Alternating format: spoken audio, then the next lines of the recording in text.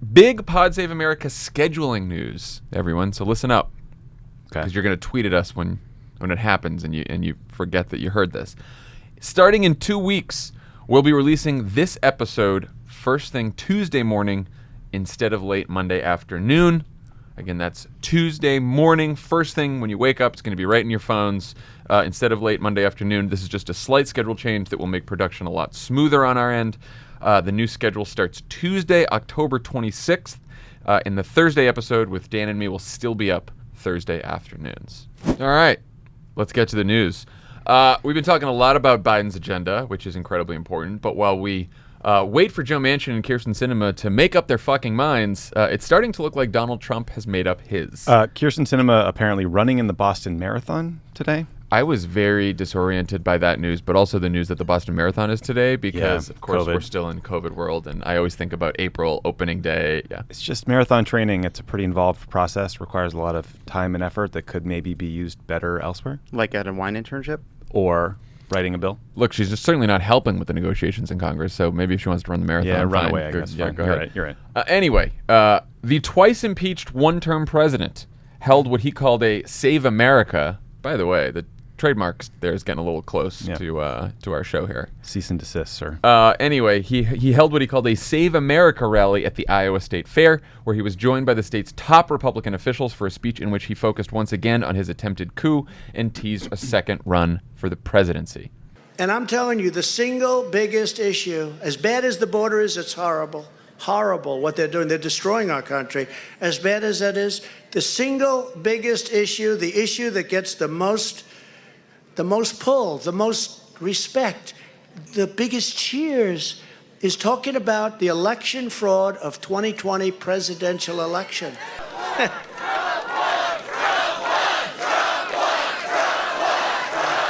We did. America's not great right now, so we're using the same slogan, Make America Great Again, and we may even add to it, but we'll keep it. Make America great again, because we already did it, right? We're going to make America great again. How about that slogan? You guys on board? Tommy, what do you think?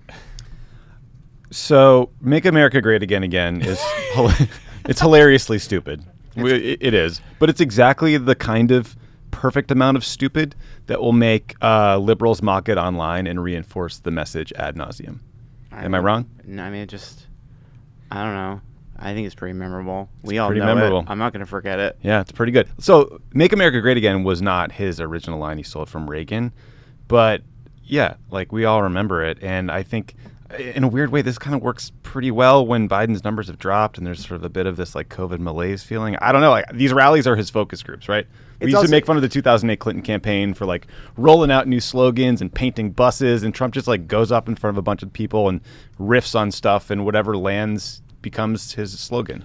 I mean, I think it's tough to argue that life was great in America between 2016 and 2020 when every single poll showed huge majorities of the country saying the country was on the wrong track. But that was never really the point of MAGA. It was never the point. America's great when he's president. That's exactly it. The point. That's always been the point. It's no. You can go all through the sociological. Oh, what did he talk about? He's yearning for an America that. No. It was just like there's no thought behind There's no thought behind it. It's when I'm not president, the country sucks. When I'm president, the country's great. Right. That's what the followers love. No need to go below surface level there. Right, and just because he is an avatar for their grievance, it's an identity-driven campaign. So when he is president, it is the victory for their identity. When he is not, their identity has been defeated. Shout out to some of my favorite slogans from the 2008 Hillary Clinton campaign. My favorite, of course, will always be strength plus experience equals change, because that means you also have the corollary strength plus experience divided by change equals 1, which has always been my favorite formula in all politics. Math equations make great political slogans. That's always been the case. Well, the best thing to do is to not make any choices and then just tack them together. Like John Kerry's 2004 slogan from the campaign I was on, stronger at home, respected in the world. Yeah. Wow. Yeah. Real change. What was the other Hillary one that we always love from Iowa that she put on the side of the bus? It just ends in time to pick a president. Real change, strength, the experience, time to pick a president. Big problems, real solutions, time to pick a president. There you go, Tommy. Slogans aside, joining Trump on stage was Iowa's Republican governor, both Republican members of Congress, an 88-year-old Republican Senator Chuck Grassley, who accepted Trump's endorsement for another 6-year term, despite calling his actions on January 6th, quote, extreme, aggressive, and irresponsible. That was Chuck Grassley. Back then. Here's Chuck Grassley over the weekend. I'm thrilled to announce tonight that Senator Chuck Grassley has my complete and total endorsement for re-election. Chuck. Thank you. I really appreciate that. They love you. Okay. Want to say anything? Yes. I was born at night, but not last night.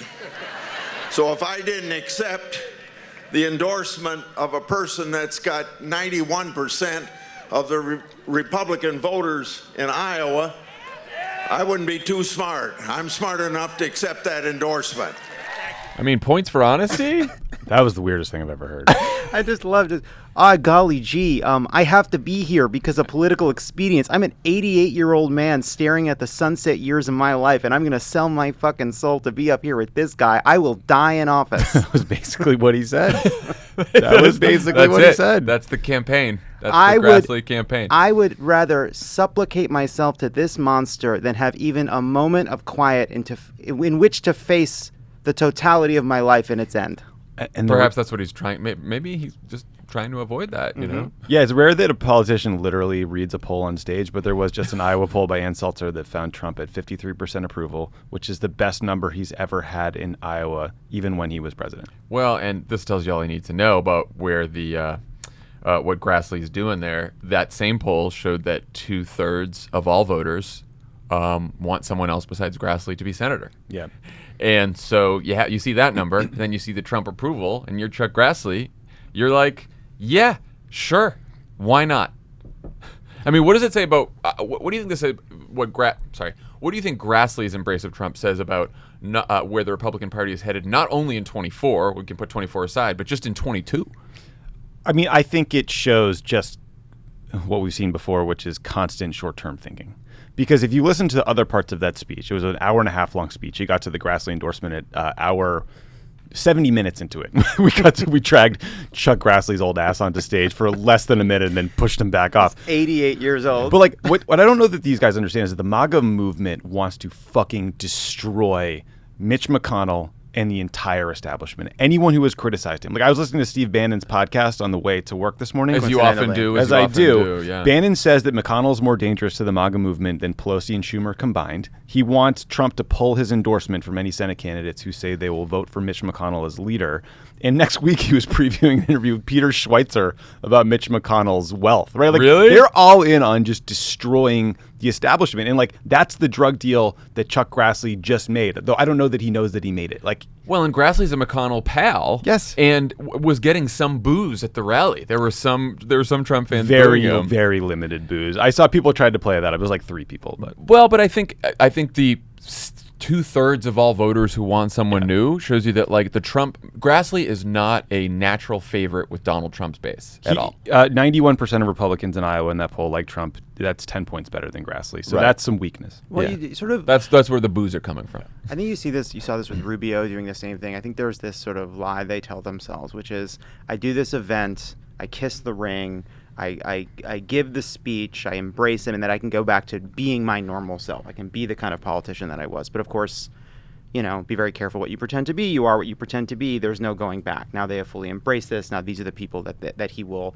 feel beholden to. They are the core of the Republican Party moving forward. And once they are office, they have to govern exactly as they campaigned. And so we're just sort of stuck in this doom loop with these people. I think the calculus for every single 22 candidate in a competitive race is that if you embrace Trump's endorsement, you avoid a primary and you have the best chance of getting his voters. And if you don't embrace his endorsement, you get shit on by Trump, you get a primary, you might not get the voters. So why I can't imagine any of them in a competitive district that reject Trump's endorsement. Glenn Youngkin didn't, and he needs to reject it probably more than most. Well, certainly not in Iowa, where Trump went Iowa by what, like 7 something? Yeah, something like that. He mopped up. Yeah, every Republican primary now is a machine that turns whatever shape Republican you are in, whatever you are, into a Trump by the time you get to the end of it. It was interesting to me to hear the speech and hear him go really hard against both the Build Back Better bill and the infrastructure bill. Like there's the first 25 minutes of the speech looked like it was on a prompter, and it was sort of a concerted message about like crime, the border, inflation, China,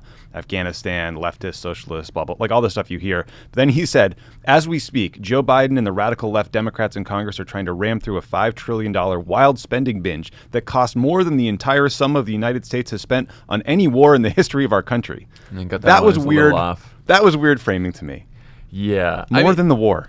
Well, there was, Politico reported that there's a bunch of Republicans who are a little nervous that Trump is just only focusing on, in all of these rallies, on the big lie and 2020, which, again, he did. Like, as you pointed out, Tommy, he was like on script, on message, and this message about Biden and the country and Biden's record and radical left and all the greatest hits. Violent criminals, bloodthirsty gangs, illegal aliens, deadly drug cartels, trans people. I don't know if he got to that, but he will. Yeah, so he's got all those, but then the coverage becomes about him and the big lie because he, wanders off message and focuses on that. And, the Republicans think this is bad politics for them. Do you think that's true? Do you think they really believe that?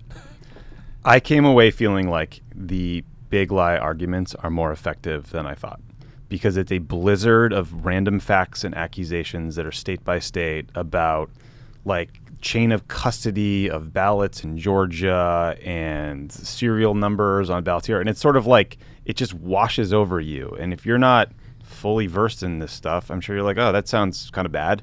I don't know. Like, would I want Trump to be focusing on this if I were a Republican candidate? Absolutely not. But what choice do they have?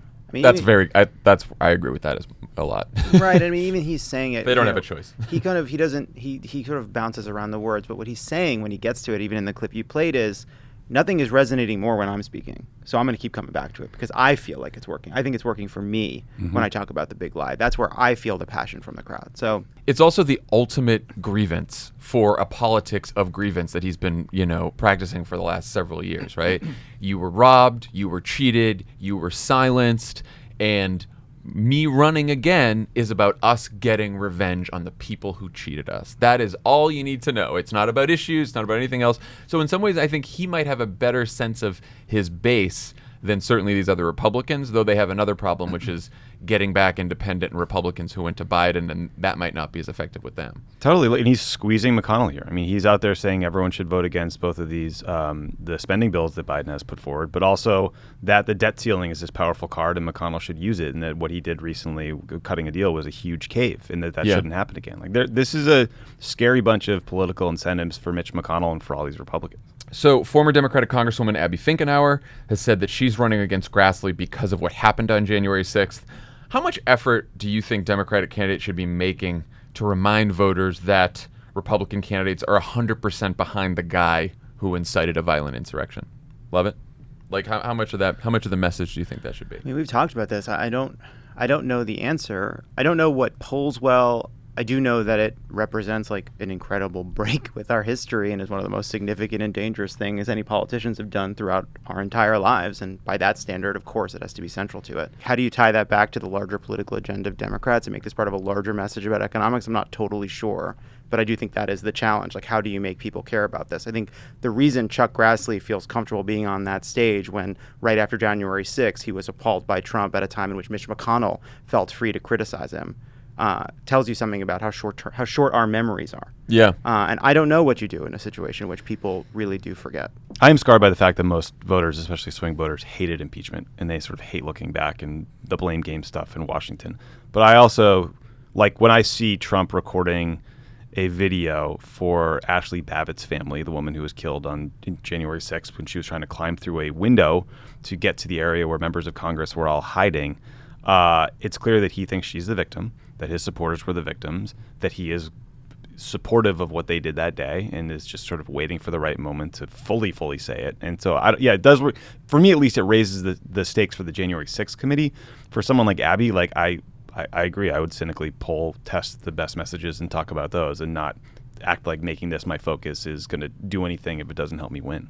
He's making a martyr of an insurrectionist is what he's doing. It's insane. And it's not... Look, I think Trump's... one thing we know for sure is that in January, when the insurrection happened, Trump's numbers were a lot lower. A lot more Republicans were criticizing him. A lot more elected Republicans. And part of why he's rebounded, like what you just said, Lovett, is that people's memories have faded. So one argument is remind people, right? And I think... I agree with you, Tommy. I'm sort of scarred by the impeachment stuff too, but I do think at least the first impeachment, now we look back at it like complicated story, whatever else. The second impeachment and the insurrection, I think, made a much bigger difference in people's minds, at least in the public perception. I think the insurrection did. I think there's no evidence that the impeachment did. I think it was all caught up in the same thing. It was all a couple weeks. Well, one thing we know, whether or not the impeachment itself made this happen, the insurrection was so stark for people that a majority of people believed he should have been removed for office. Correct. And having committed it... and these morons should have taken care of him politically when they had the chance. The McConnells of the world who are now getting attacked by him. But one thing we have learned after years of Donald Trump is when he is out of the spotlight, he is more popular. Like some of his best polling has come when he disappears. Some of his worst polling has come around ACA repeal and even around impeachment when we saw him at his absolute worst, around Access Hollywood. That's a good point. I have a theory here that being banned from Twitter and like mainstream media coverage might be beneficial to him right now because he's sort of hiding out in the right-wing media swamp world. This is why Vice President Kamala Harris was absolutely wrong about the need to remove Donald Trump. Here comes the K-Hive. Kidding. Keep that in. K-Hive. Listen, K-Hive, you and I, you know how much admiration and respect I have for how you have never forgotten my bad tweets. All right. The Des Moines Register write-up of the Iowa poll talked about the theme of it is like absence makes the heart grow fonder and why his numbers are up, including with independents. And they mentioned that suggestion that being off social media might be helping him because people hated his tweets. I don't know. I think he can do a lot of damage on social media as well, but it was interesting. I agree with that. Yeah, I mean, look, his popularity ebbed and flowed. He was on Twitter the entire time. This is like when people tell me to stop drinking Diet Coke because it doesn't help you lose weight. It's like, I've been fat on Diet Coke, I've been thin on Diet Coke. Diet Coke is not the issue. Like, the question is, control. The larger narrative is about how much time are we really focused on Donald Trump and his worst proclivities and his policy agenda, and how much of the time is it turned to Democrats, turned to Hillary Clinton, or what have you at the moment. And meanwhile, like all his aides are trying to avoid, well, not all of them. I think Kash Patel and some of the others say they're cooperating with the January 6th committee. But Steve Bannon is loudly saying that he will assert executive privilege along with Trump, even though he hadn't worked at the White House for years when the January 6th attack occurred. Yeah, he's also. Let's talk about the investigation now, because there is the news that Bannon's rejecting a subpoena. Some of the other aides are cooperating, even though Trump told them not to. Trump's also trying to hide documents by claiming executive privilege. Fortunately, the White House just announced that President Biden will not invoke executive privilege for Trump, while 1-6 Committee Chair Benny Thompson and Vice Chair Liz Cheney threatened anyone who refuses to testify with criminal contempt of Congress. What do we think Trump's so afraid of people finding out? That it was a coordinated effort involving top officials and outside advisors, including top conservative legal experts, to overturn the election and install Trump as president despite losing the election. I think you might be right. I think we kind of know what he's trying to hide. I also just think it's better to be fighting than going along, even if we have the basics already. At best, he'll drag it out, right? Well, I was wondering that. Like, don't you think Steve Bannon's dream here is that he's a martyr for getting criminal contempt of Congress and resisting the subpoena and all that bullshit? Steve Bannon loves that, probably. Kind of a schlubby guy who's not that bright, who needs two things: one, media attention; two, a billionaire to back him. He lost the Mercer family; that was his billionaire that left. Now he's got this dissident Chinese billionaire who's backing everything he's doing, and so he's kind of back. Yeah. There's a few things, Trump's complicity in the insurrection, which you feel like is widely known, but there's plenty of details that could highlight how bad it was and how deep it was. Jonathan Karl has a new book out.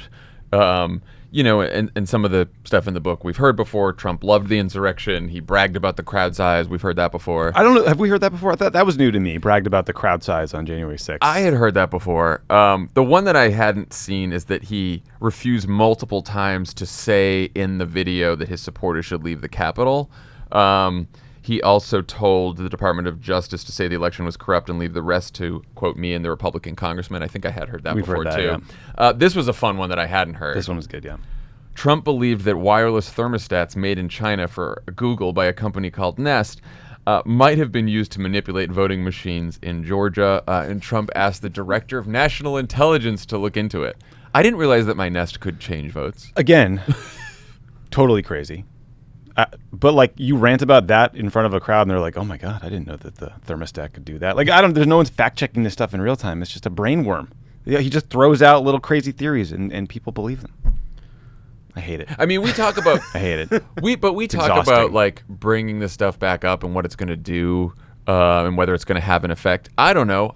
Obviously, we're all partisans. You know who we're voting for. But when I read these stories about 1/6 and new revelations about Trump, it does get me in a place at least where I'm like, fuck, we got to get serious here. This is very scary that this could happen again. Like it does work a little bit. I do, and I do think one lesson from impeachment was, I think, like during that, you know, during those that let me say it like this. I think during impeachment, even though a lot of what we learned was already reported, it was riveting and dramatic and important testimony that actually I think shook people just by dint of being good television and being really captivating and really capturing just how dangerous it was. So I think sometimes we are not good at imagining how I sometimes think we are not very good at imagining how these details will resonate if they're part of a big hearing, if they're part of a big press moment. My problem with that theory, though, is like, what is the end game?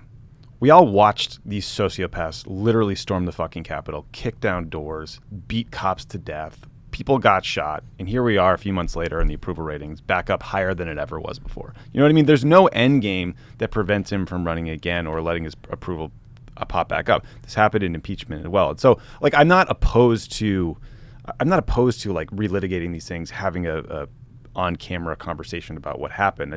I guess I'm sort of skeptical that this stuff sticks long term because it hasn't to date. So here's a question, because who knows what effect it's going to have? We can't predict that.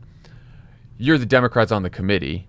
How do you make sure that after, like you said, we had 2 impeachments that led Trump to be the likely nominee in 2024. Mm-hmm. After that, how do you make this a little bit more effective? How do you put out the best foot forward possible? I do think the fact that Thompson and Cheney are talking about threatening criminal contempt, which can get you a year in prison and like $100,000 fine, could actually force people to testify that have not testified before and offer firsthand accounts of what might have happened that day. That to me is interesting. It requires, I think, a full floor vote to get to the criminal contempt. I don't know what that means, like to issue it, I guess, whatever. Yeah, or to vote on whether you enforce it. Maybe. Yeah, to enforce it. But hearing those people on the record in front of a hearing is interesting. It would be new information potentially. Yeah, and I hear you. I do think like some of this is we are fighting against fundamentals that have been true for, you know, the past 5 years of dealing with Trump. There is a massive right-wing propaganda machine that exists to paint Democrats as evil and paint Republicans as victims. And then there is a giant mainstream apparatus that teaches the controversy and treats Washington as a cynical and broken place. And into that kind of storm, we like throw these messages and watch them whirl around and come apart.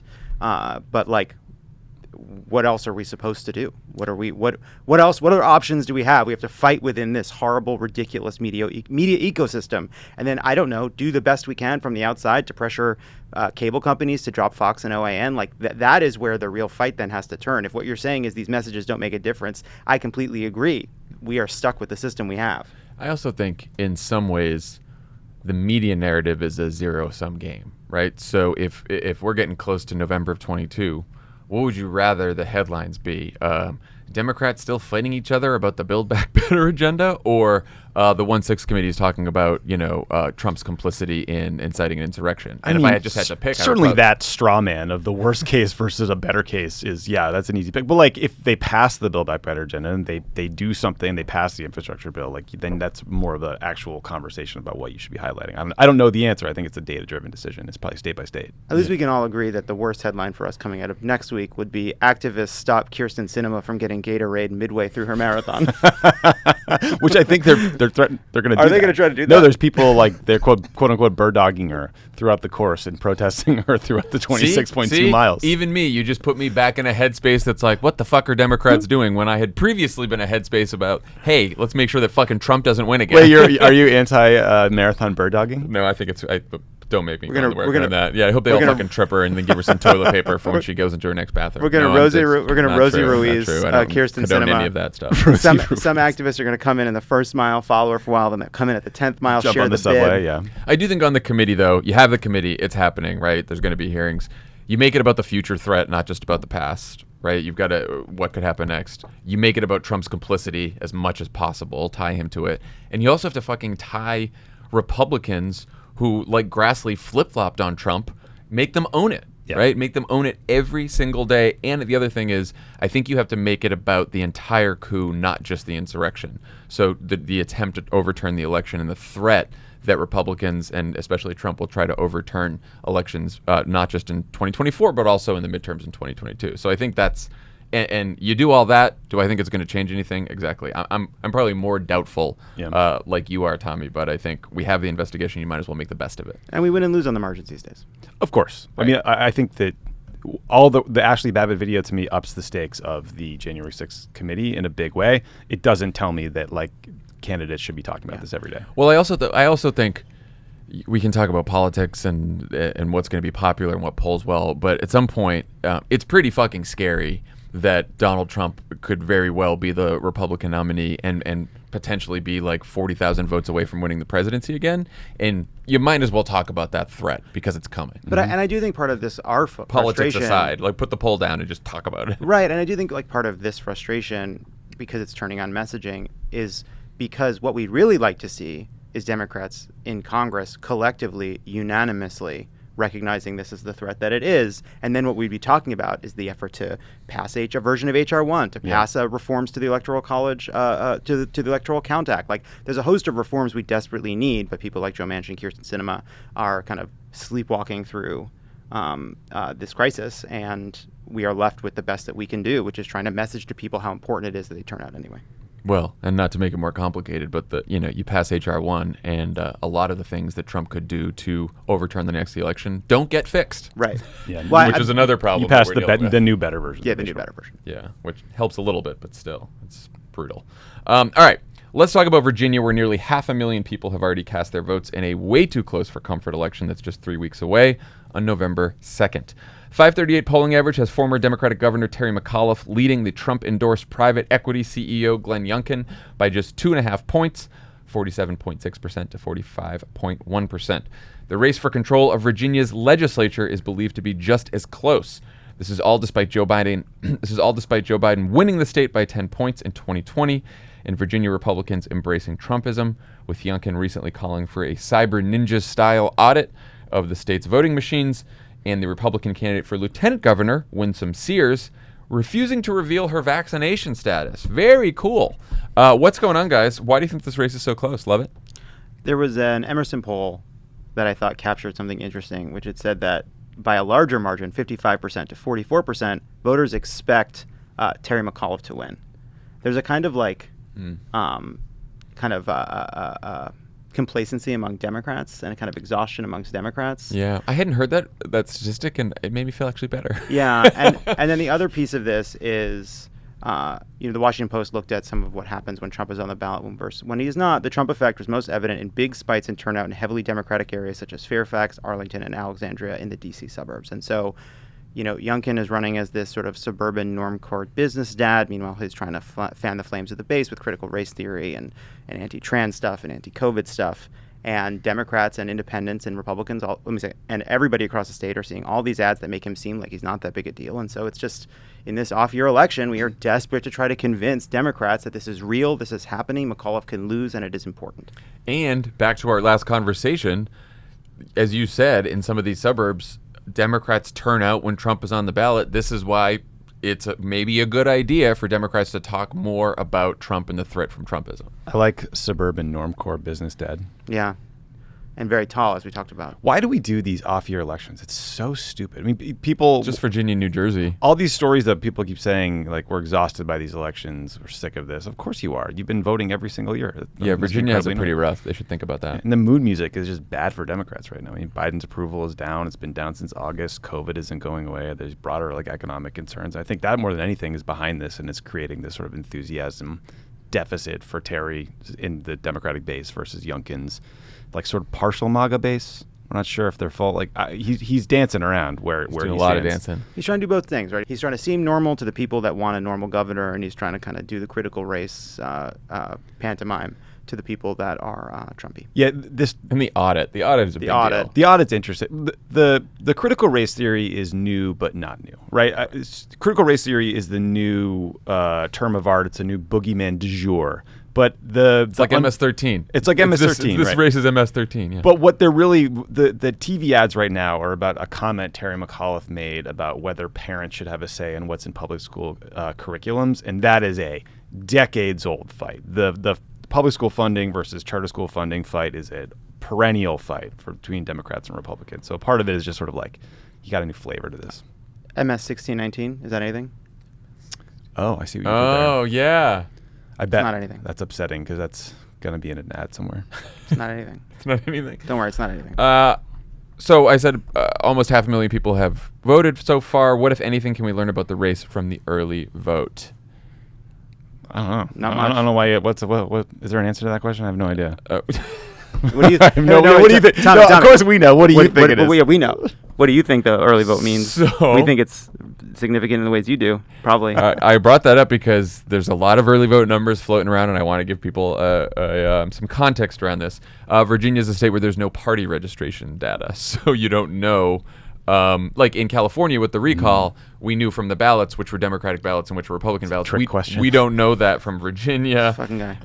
And the sorry, just trying to educate some folks here.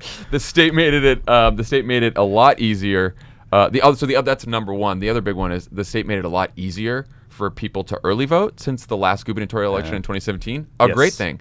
But that's why it's really hard to compare between the 2017 early vote and the 2020 and the 2021 early vote because There was no way to know. there was just It's a fucking scam question. Yeah, it's like double the number of people have early voted. Yeah, a lot more roughly? people. Yeah, but here's there is one little thing to watch What do you here. got? In the heavily Democratic Northern Virginia suburbs, Alexandria, Arlington, Fairfax counties. They currently are making up just 17% of the early vote so far. In 2017, they made up 33% of the total That's early not vote. good. Listen, That's you a little beltway easier to Ubers, get those fucking ballots in. Yeah, that's a little more nerve-wracking because Yeah, I that's don't like more that. apples to apples by the end of the It's time we go Ballston to the walls. No. No. Is that something? Is that something? Listen, for those outside of the metro D.C. area, Ballston is an area in Northern Virginia. It's also a metro stop. It's where Hillary Clinton's campaign was located in 2007, 2008. Maybe remind some of those voters that Glenn Youngkin has been endorsed 4 times now by the guy who just made a video trying to make Ashley Babbitt a martyr, an insurrectionist, who tried to attack the building where probably many people in Northern Virginia work. Yeah, That might be not something to ideal. do. Terry McAuliffe has been saying he's frustrated with Democrats in Washington for not passing the bipartisan infrastructure bill, and that he thinks the $3.5 trillion price tag is a little high for Build Back Better. What do you think that's all about? Anyone got a guess as to why Terry's doing that? Why a gubernatorial candidate says Washington sucks? exactly. I have a couple theories. yeah, he's given the Heisman to the Washington Democrats who are fighting amongst themselves. Yeah. I mean, yeah, they're pissed at Washington. They want action. And honestly, I saw people getting upset about the $3.5 trillion thing. It's a free shot for Terry. He knows because where this is headed. It's not going to end up at $3.5 trillion. So now he gets credit for being like, thought it was too high. I'm sure there's some genuine sentiment there, which he like his political incentives are 1 month long. He's saying, pass something that I could run on right now. The rest of us are fighting about how much climate change money will be in the bill for a decade from now. But, he also knows that like in Northern Virginia, transportation funding, something that might alleviate traffic, that's a big deal. That's a thing people care about and will vote on. I mean, we've been saying nonstop how popular the Build Back Better bill is and how crazy it is for people like Josh Gottheimer and them to say that the infrastructure bill should be passed first. Does it give you pause at all that Terry McAuliffe, who's obviously steeped in the polling in the Virginia race, is like, maybe we should pass infrastructure? It actually doesn't, because I don't think what he's saying is I think we shouldn't pass this despite the obvious popularity of the bill in my state. I think he is dealing with the political reality that we've spent the last 2 months talking about a top-line number, and nobody fucking knows what's in it. And it's not his job to educate the entire country or the state of Virginia as to what the Democratic agenda in Congress is, and he's just trying to win this race. Yeah. I wish more people knew how much it did for healthcare and childcare and a whole host of other things, but they don't. Yeah, he's just saying, hey, guys, I got an election in a month. Yeah. Throw me a bone here. It makes me think that, man, I really hope they fucking come to an agreement on Build Back Better and then pass both of those fuckers before the race in Virginia. 3 weeks. Yeah. I mean, they've said October 31st. That's the new deadline. But I really hope they get there, because I do think if you have, back to the media narratives, if you have a bunch of headlines that Joe Biden saved his agenda from the dead and Democrats passed this thing a week before the Virginia race, that's going to help Terry McAuliffe. Seems better than not having them. That's right. It looks like annoying infighting. Wait, the deadline is October 31st? That's the latest new deadline, because that's the surface transportation bill that they reauthorized for 30 more days runs out. The Halloween metaphors are going to be insufferable. Yeah, you thought that the Biden shows up at the congressional softball game metaphors were horrible, but Halloween's going to be even worse. Don't do it to us. Build Back Better. Jesus Christ. Is that something? Is that something? We need a cut from this pod of just all the times Lovett says. Is that something? Is that anything? Riffing on slogans, I like it. Washington Post talked to some Democratic state legislators in Virginia who've been knocking on doors in swing districts, and they said that a lot of voters are saying they're tired of elections, they're tired of national Democrats, and that they don't think that Youngkin is as polarizing as Trump. What do you guys think are some of the most compelling arguments for why Democrats should keep the governorship and their majority in the Virginia Assembly? You're talking to organizers. They want advice. They're going door to door. What do you say? So we have 100 Virginia House of Delegates seats also up, right? Correct. We have a current 55 to 45 majority. Mm-hmm. Things that Virginians have gotten done. They've expanded voting rights. Mm-hmm. They've removed abortion restrictions, which is becoming more and more important after the Texas ruling and this Mississippi case the Supreme Court's looking at. They passed some gun safety laws. They abolished the death penalty, legalized marijuana, new protections for the LGBT community. So they've gotten a lot of stuff done. Build on that. If you thought as an American you're frustrated with Washington not doing shit, in Virginia all the Democrats did shit.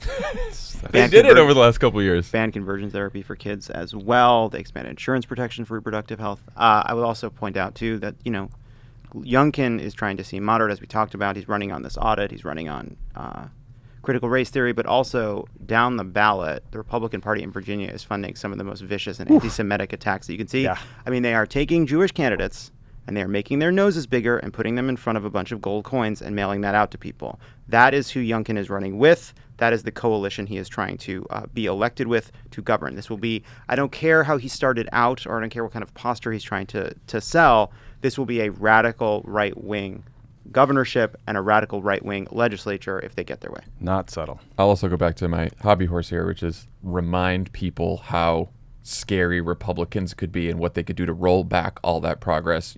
One thing that I think is really indicative of who Glenn Youngkin is was when he told a bunch of activists, I'm not supposed to talk about abortion, but once I get into office, I will restrict abortion access. Yeah. And I think you could, on abortion, on a whole bunch of issues, he gets into office and we lose the assembly.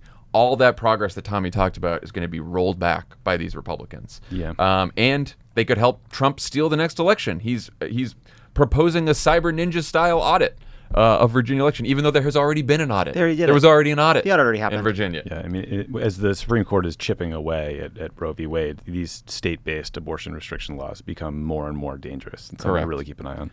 They'd also roll back vaccine requirements, just as Virginia is starting to recover from the Delta wave, so that's not great. And I saw this just today. Youngkin in an interview was asked about climate change, and he said he's, quote, not smart enough to know whether human activity is causing climate change. There's your moderate North suburban. And you're not very right smart, there. sir. I love this from the Iowa poll, by the way. Trump had an 86% favorability with Iowans who are not vaccinated and won't get vaccinated. So if you're wondering why he won't come out in support of the vaccine and help get his base vaccinated, it's because he knows they don't want to do it, and he's not going to take the hit politically. And same reason why, the lieutenant governor candidate in Virginia is not revealing her vaccination status, and why Youngkin is running against vaccine mandates, even though he's being like, oh, I think personally it's great to get the vaccine. But he wants that base as well. Yeah. Anyway, this should be a wake-up call in Virginia. Like, we did a great job around California making sure that everyone woke up, got involved, volunteered to make sure that the recall didn't succeed. We need that same level of effort, probably even more, in Virginia. So we need everyone to get involved. You can go to votesaveamerica.com/Virginia to figure out where you can donate, where you can volunteer. A reminder that today, Monday, is the last day to register to vote. Virginia does not have same-day registration, so make sure you check your status and sign up today. I don't know when you're listening to this, but you'll get a couple hours left. Tell all your friends in Virginia.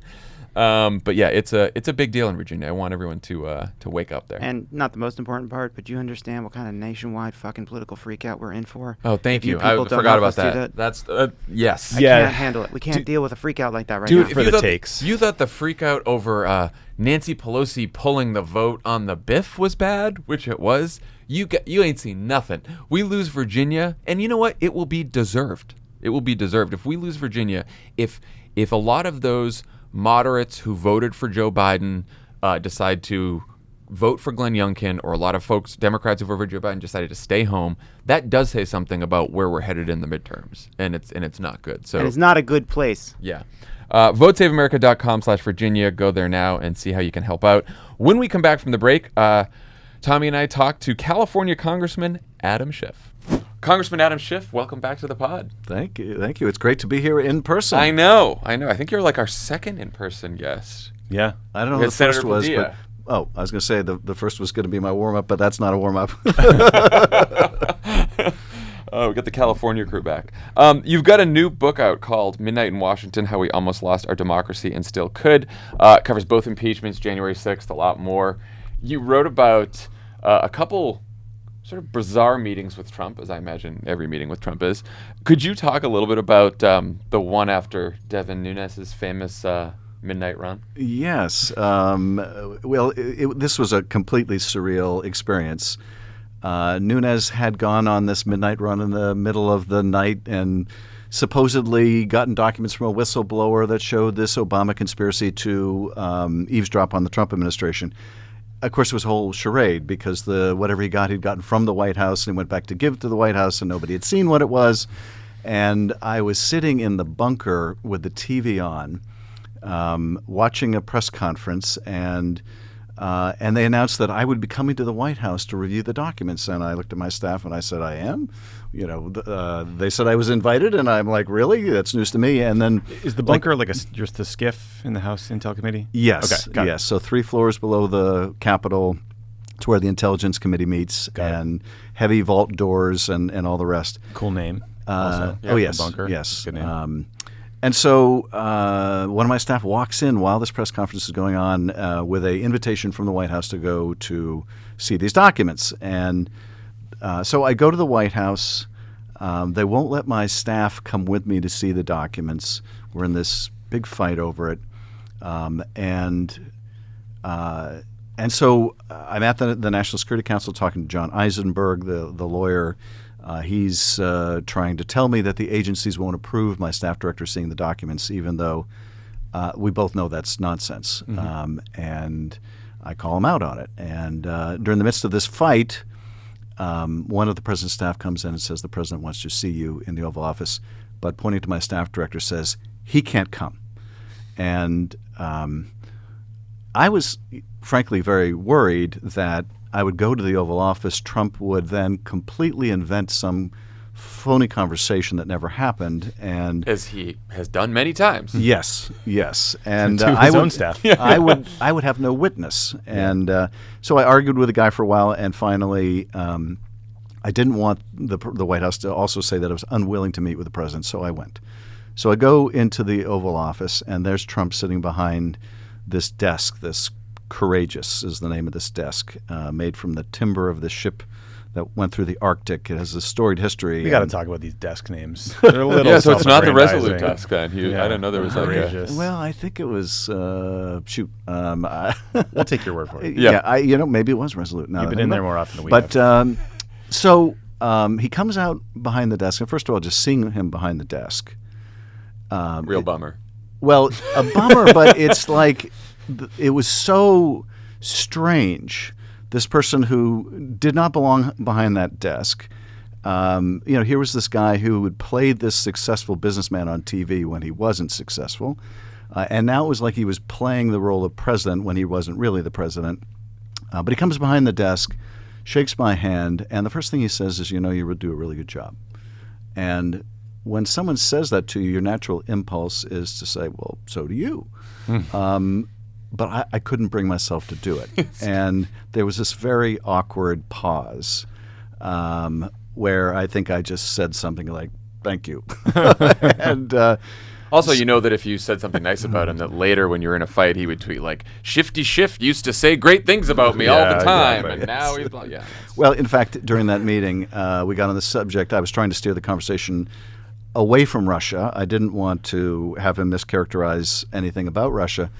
So we talked about prescription drugs. At one point, he brought up Elijah Cummings, who had been one of the leading forces in terms of Medicare negotiating drug prices and bringing the price down. And he said, Elijah says a lot of nice things about me. Now, I spent a lot of time with Elijah Cummings, and I never heard him say anything nice about the president. But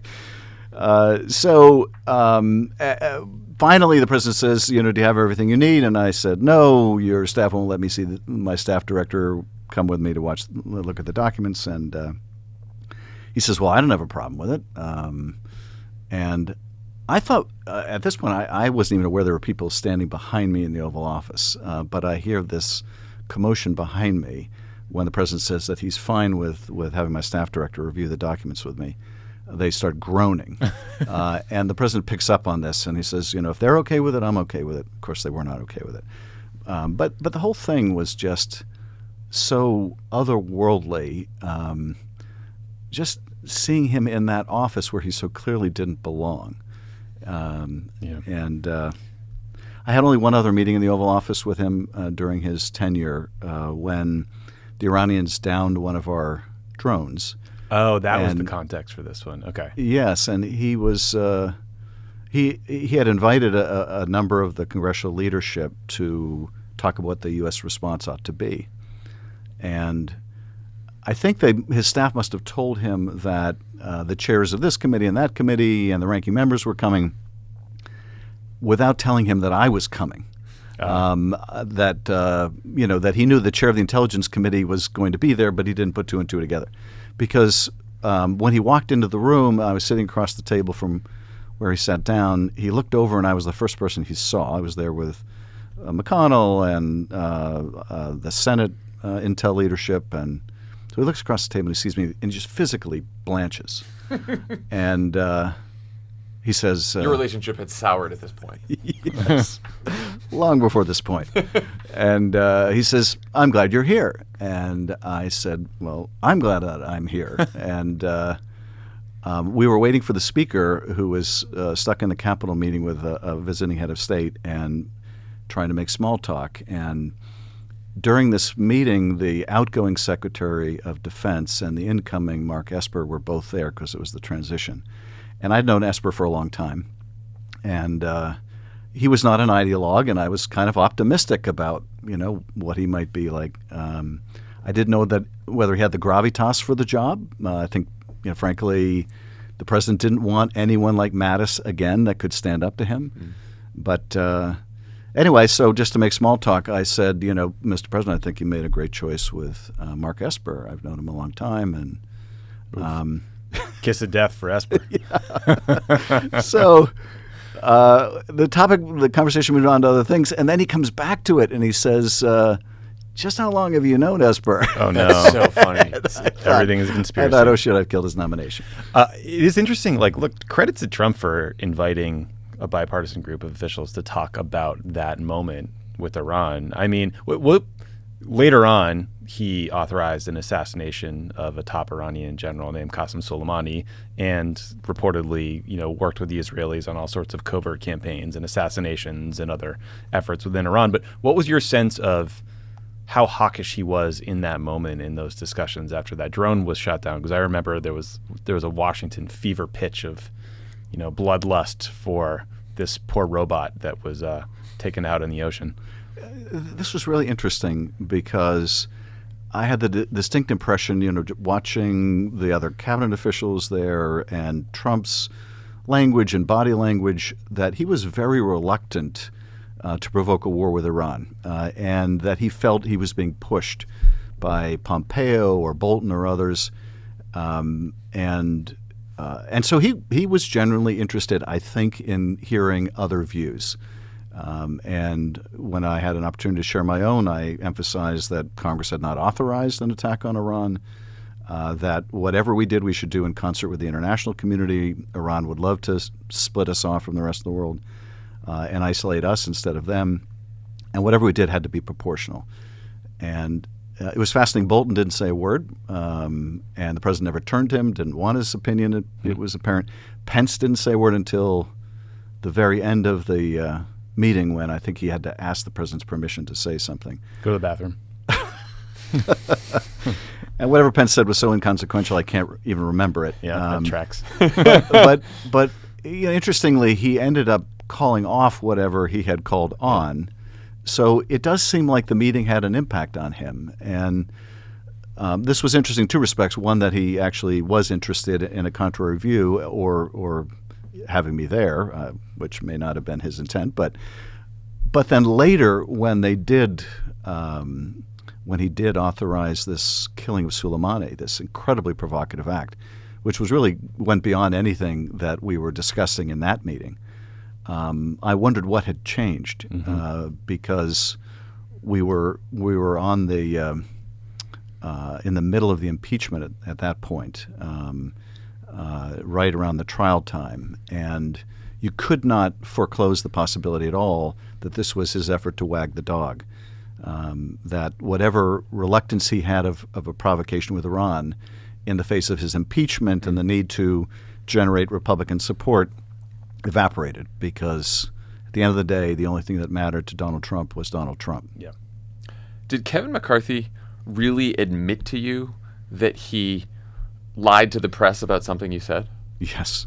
Yeah. I mean, everything I ever needed to know about him, I learned on a plane. This was 2010, and we were seated together on United Airlines flying back to the Capitol. I really don't think I'd spoken two words to him up until that time, not for any dislike, but his district is far from mine. We just never had any opportunity to speak. And we had that kind of conversation you have on a plane before the movie starts and you can escape. Right. It was a total nothing burger who was going to win the midterms. And I said I thought the economy was going to be good and we were going to win the midterms. And he thought the Republicans were going to win the midterms. And He got you there. 2010. That was a tough one for us. His forecasting was better than mine. That's true. But the movie starts, and that's the end of the conversation. We get to D.C. We go our separate ways. I don't remember what his position in the Republican Party at the time was, but he gave a press briefing that night, unbeknownst to me. And he told the press that I had said that the Republicans were going to win the election, which was absurd and completely false. Literally the opposite. And so I didn't know about this that night because I had to wait till the newspaper came out in the morning to even know that he'd given a briefing. So one of the Hill papers comes out in the morning and it quotes McCarthy as saying, "Everybody knows Republicans are going to win the election." I sat next to Adam Schiff on the airplane last night, and he admitted the Republicans were going to win the midterms. And I was just lying for lying's sake. Oh, it was breathtaking. And I made a beeline for the House floor and went right up to him in the middle of the House floor. And I said, Kevin, I would have thought if we were having a private conversation, it was a private conversation. But if it wasn't, you told the press the exact opposite of what I said. And he looks at me and he says, yeah, I know, Adam, but you know how it goes. And I'm like, no, Kevin, I don't know how it goes. You just make shit up and that's how you operate, because that's not how I operate. But that is how he operates. Yeah. And in that respect, he was really made for a moment like this, when his party doesn't believe the truth matters at all. You make up your own alternate facts. And you say anything, you do anything to get power, to keep power. And in that sense, McCarthy and Trump were really made for each other. Imagine McCarthy kind of pocketing his lie before he puts on like How to Train Your Dragon or whatever kids movie was out in 2020. So you started this by mentioning, we talked about Devin Nunes, another member of the California delegation here.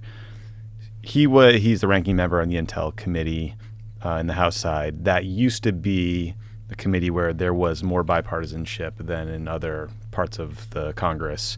But Nunes has gotten extremely angry, extremely partisan, extremely litigious. He's suing a cow that made fun of him on Twitter. Oh, yeah. Still, I believe. He might be suing happening. a couple cows.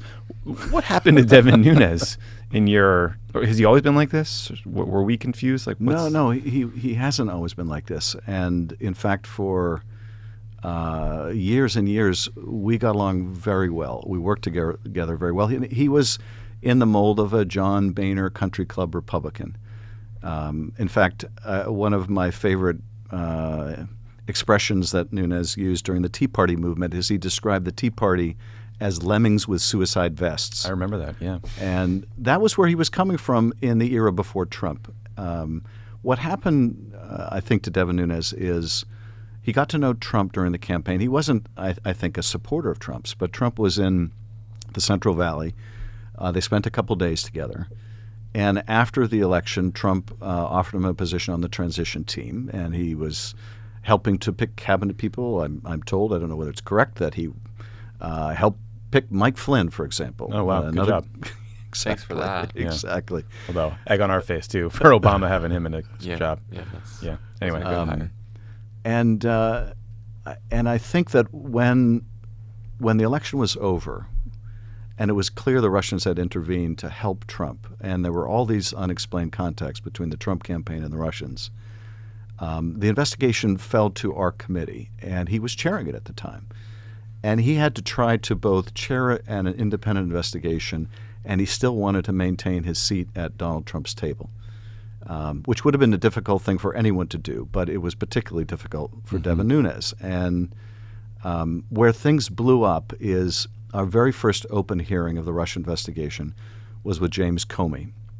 Now, Nunes and I knew, because we were part of the Gang of Eight, that there was an investigation into the Trump campaign that had been confidential.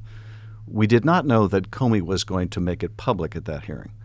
And so it was a bombshell to the public, and it was kind of shocking to us as well that this had now become public. And of course, we now know the whole sordid double standard, where the Clinton investigation was very much in the public, and the Trump investigation was in secret. So Comey discloses this in this bombshell testimony. The very next night is when Nunes goes on the midnight run. And I have to imagine what happened is that the White House came down on him like a ton of bricks. We as Democrats on the committee were very well prepared for the hearing with Comey. And we walked through methodically all of the issues that had come up, all of the ties that we knew about at the time between the Trump campaign and Russia, all of the things that needed to be investigated. And on top of that, you had this bombshell. The Republican members were completely fixated on leaks. And I think to the public that was watching, and I think to the president who was watching from down Pennsylvania Avenue, the hearing was an unmitigated disaster for Trump and the Republicans. At least that's how they viewed it.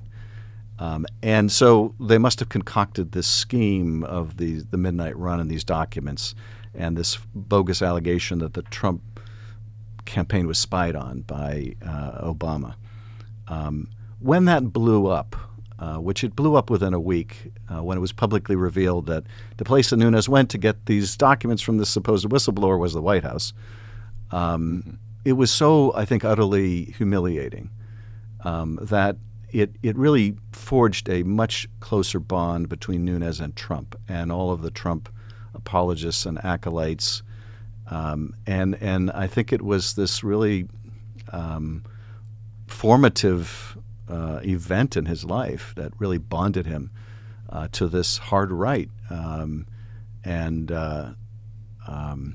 But this is really what Midnight in Washington is about. It really tries to tell the story. I try to tell readers how people went through this transformation, how people that I worked with and admired and respected came to embrace this completely amoral president.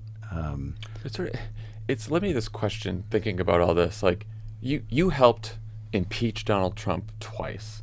Once for inciting an insurrection that you are currently in the middle of investigating.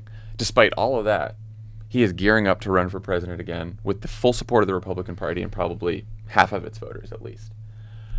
Does that ever make you wonder that maybe impeachments, investigations, everything that the DOJ has done, the FBI, like all of our institutions, all of the tools that we have to hold people in power accountable are useless at this point because the Republican Party is the way it is?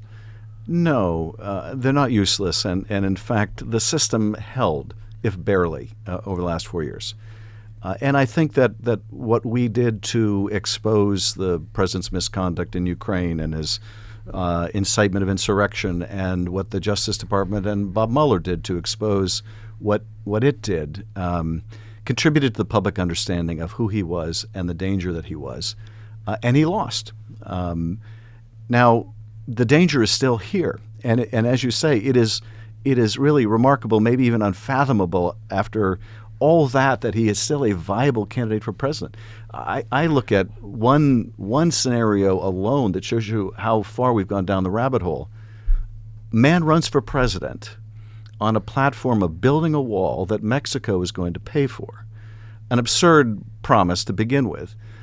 He becomes president. Of course, Mexico doesn't pay for a wall. A wall doesn't really get built. So his closest advisors, Steve Bannon among them, start raising money from his own supporters to pay for the wall, and then they steal it. Yeah, total grift. And Trump pardons them. They're stealing from his own people, and he pardons them. But it does seem like the only check on his power now and the power of the Republican Party is people voting. Laws, institutions, none of that's really holding. Like you said, he lost, but he lost because people voted. He didn't lose because he was impeached and removed from office or anyone was held accountable or anyone like that. Like, it just, I worry that we get to the point where Trump gets the nomination and then we're back to the election being about 40,000 votes in 3 swing states, and that's it. Yeah. Well, the Republican Party right now is a cult, an autocratic cult around the person of the former president. As long as that's what the GOP is, they just need to be beaten. There's no negotiating with them. There's no working with them on the big ticket items because they're just in a different place. They're celebrating the Viktor Orbáns of the world. They're having their conferences in Budapest because wannabe dictator is now their model. And as long as that's the case, we have to fight tooth and nail to save our democracy, which means we need to fight tooth and nail to get H.R. 1 passed and the voting rights legislation passed, and we need to pass the Protecting Our Democracy Act, and we need to make sure that we overcome any obstacle put in our way to mobilize our people to get out. There's not much persuasion going on. It's about mobilizing your people, and right now we need to feel that sense of mission that this is about mobilizing to save our democracy. The system held but barely. And what they're doing now in legislatures around the country, in disenfranchising people and equally pernicious in stripping independent elections officials of their powers and giving them over to partisan legislatures and boards, they are setting up to do insurrection by other means. On the January 6th Select Committee, we are very mindful of the fact that there may be another violent attack on the Capitol. But my own feeling is, if there is, it will fail like the last one. If we lose our democracy, it's going to be what's going on around the country right now. In setting up to succeed, for the Republicans to succeed where they failed in the last presidential election, that is to overturn the results if they lose. That to me is the most pressing risk. Yeah. Look, violent agreement at this table. I don't doubt for 1 second your sincerity, but you're right. I mean, the system held, but the system is being tinkered with and changed as we speak in state legislatures. And, like, you're full-throated about the need for H.R. 1 to pass, but it seems dead in the water. No one, we've got Joe Manchin, Kirsten Sinema, others in the Senate who will not budge on the filibuster. So people like us, we feel like we're tearing our hair out. Like we're like the political Cassandras of 2020. You can see this train coming. Mix a couple of metaphors here. We're all about to get just destroyed by gerrymandering, voter suppression, voter subversion laws, and these institutionalist dinosaurs in the Senate won't do what needs to be done to change things. And I guess I'm just sort of being pissed off out loud, but I'm wondering what you'd say to activists who sort of share this frustration that we feel. Yeah. Well, look, I share the sense of alarm. I had lunch with a couple of friends of mine, married couple, both in their mid-90s a month ago. And I asked them, have you ever seen anything like this? And they said, we've never been more concerned about the fate of our country and our democracy than we are now. We remember the Depression and World War II and Vietnam and Korea. We never, during any of those times, wondered whether the country would go on as a democracy, but we do worry about it now. And I wrote this book because I wanted to sound the alarm about this, but I also wrote the book because I want to give people optimism that there is a path out of this. And to me, what I found most inspiring over this really dark time are seeing some of those heroic people who did step up and who ought to be an encouragement to all of us. I remember vividly watching Marie Yovanovitch walk into this hearing room. Someone who had been attacked and vilified by the president and Giuliani and by others, to the point where she was called as our ambassador to get on the next plane out of Ukraine because they couldn't vouch for her safety anymore. And she comes in, she sits down at this witness table alone, staring down the most hostile Republican members in the Congress, one of whom was put on the committee just to be a hostile member, Jim Jordan. And, she had surfed in these dangerous places around the world. She had been told by the president's people in the State Department not to testify, and she defied them. And had she not done that, we might never have known the full story of what the president did in withholding hundreds of millions of dollars in military aid from an ally at war with Russia to get them to help him cheat in the election. People like her ought to give us hope. And the thing is that, none of us are in a position like she is to make that kind of a difference, but we're all in a position to make a difference. And we just need to find out where we can do that in our lives. And if we do that, we're going to get through this. But the more we do, will determine how long it's going to take to get through this time. I have no doubt we will look back on this as a successful democracy, about an awful gauntlet we ran through as a country. We will wonder how it was possible. But we will look back on this. When you're in the midst of it, it's hard to see how it comes to an end. But we will get through this, and it will require us all, especially the activist core, not to despair. We don't have the luxury of despair. As the speaker likes to say, we don't agonize, we organize. We have to organize. I mean, look, I've been an optimist forever, worked for Barack Obama. It's hard not to be. But and you're a Red Sox fan, so that's not been easy. Yeah, we're all Red Sox fans here, so we get that too. No, but I'm just trying to see the path out, right? Have you guys talked about a backup plan on voting rights? There's all these great ideas. We know what it takes to protect our democracy, not just because some people stand up once in a while, which is admirable, but in a systemic way with laws. You have the Protect Our Democracy Act that you're trying to push. We got voting rights legislation.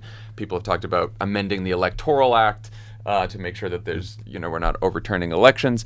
But none of this is getting done before the 2022 elections or even the 2024 elections with Joe Manchin and Kyrsten Sinema there. Joe Manchin's not even going to remove the filibuster to fucking prevent default at this point. So, have you talked to Speaker Pelosi or anyone else in leadership about, what are we going to do to protect our democracy in advance of the midterms in 2024 if we can't get anything else done? Or is it just, hey, we got to organize and we got to get out the vote, which is what the White House has sort of been saying? Yeah. Well, I think there are a couple tracks. One of the most important, and I think the president is exactly right about this, is making sure that we have a positive record of achievement for the American people to run on in the midterms. And that means passing the Build Back Better Act and the infrastructure bill, which we will get done. And it won't be pretty. It hasn't been pretty already, but it will get done. And when it gets done, that will be huge for the American people. And this is, I think, fully integral to saving our democracy, too, because one of the reasons we are where we are and our democracy is so on edge is that the economy, the global economy, has changed so dramatically in the last few decades with globalization and automation and millions of people in the middle class desperately worried about falling out of the middle class, that produced very ripe, fertile soil for a despot, for a demagogue, someone with a quick answer to their difficulties, that answer being, it's because of all the people who don't look like you. And a democracy at the end of the day has to prove that it can deliver.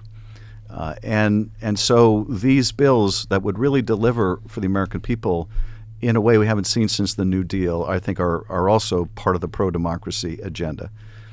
But in addition to the near-term plan of getting those bills passed, we need a midterm plan, and not just for the midterms, but we need a plan to end the gerrymander, which makes the House unrepresentative of a majority. It essentially guarantees minority rule for large periods of each decade until we can overcome it. We need to rebalance the Senate so it's more representative of the American people, so you don't have 23% of the people in the country controlling 60% of the votes in the Senate. We need to do away with the filibuster. And we need to get to that point in the multi-state compact where we effectively do away with the Electoral College so that the majority elects the president, the majority controls the Senate, and the majority controls the House. As long as we have a minority controlling things, how long can a democracy persist if a minority of the voters are running the country? And so in addition to the very near-term imperative of getting these New Deal bills passed, we're going to need to make these structural changes. And in terms of what happens if we can't get H.R. 1 passed and what happens if we can't get the voting rights stuff through, we are pursuing both the legislative track and the filibuster track, the do whatever we can to persuade the Manchins and the Sinemas track, but also we are trying to develop a Stacey Abrams-like effort in all 50 states. We're not waiting to see whether we succeed in the legislative path because we can't. What she demonstrated is you can't wait until election time to develop a relationship suddenly with people you want to vote for you.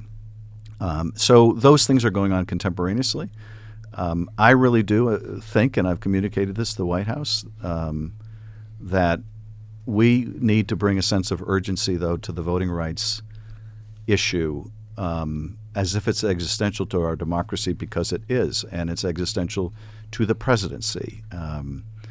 If they can gerrymander their way into the majority and the clock is ticking, and Kevin McCarthy, God forbid, should ever get anywhere near the Speaker's office, they may succeed where they failed in overturning the election. Yeah.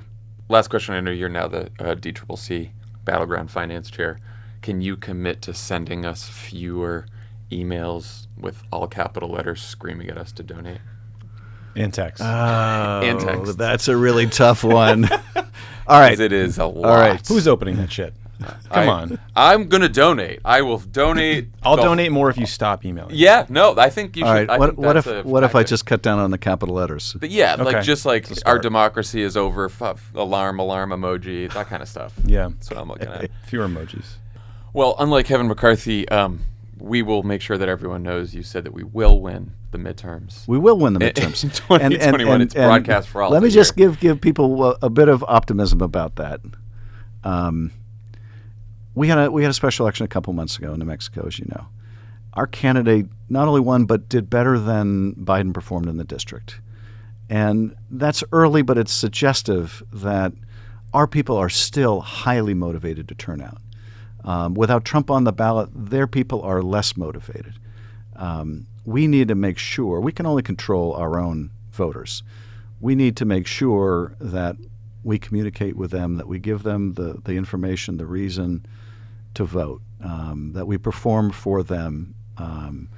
We can only do our part. And I'm confident if we do that, we will hold on to the House, we'll gain ground in the Senate, we can do away with the filibuster if we haven't already, and we can begin the process of turning the page and restore our democracy.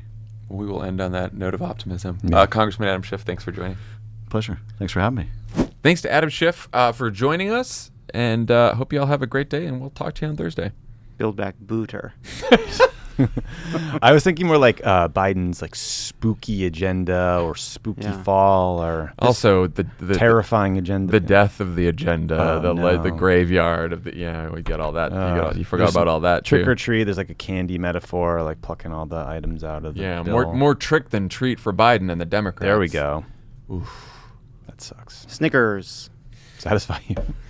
I don't know. now we're just reading ads. Spitting out my water now. Slogans. Spilling all over Twix. the place. Good and plenty.